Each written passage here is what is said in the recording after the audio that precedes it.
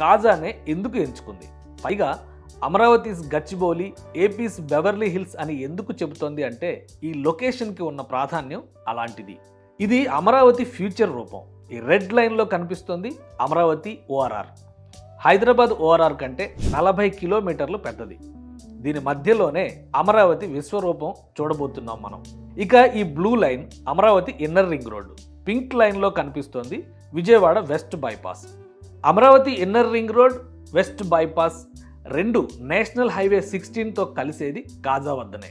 అందుకే అక్కడ butterfly జంక్షన్ని design చేశారు. ఈ బటర్ఫ్లై జంక్షన్ నుంచే ఐఆర్ఆర్ ఈస్ట్ బైపాస్ నుంచి ఓఆర్ఆర్కి కనెక్ట్ చేసే 200 అడుగుల ఎక్స్ప్రెస్ వే కాజా నుంచి నంది వెలుగు వరకు ప్రతిపాదన ఉంది. Amaravati Anantapur expressway, Amaravati radial రోడ్లుగా చెప్పే N6, N7, N8, N9, N10 కూడా కాజా సమీపంలోనే నేషనల్ హైవేకి కనెక్ట్ అవుతాయి.